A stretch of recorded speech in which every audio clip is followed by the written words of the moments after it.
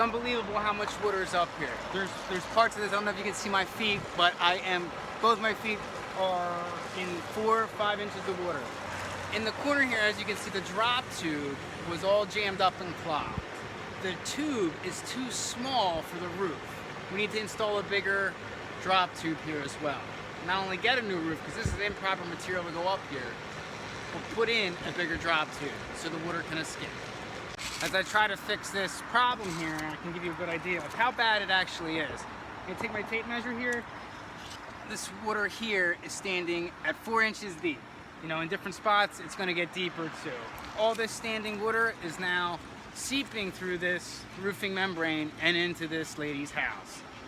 It's unfortunate that this has happened, and it's unfortunate that this particular roof membrane was installed on a pitch of a roof so flat without any tape insulation.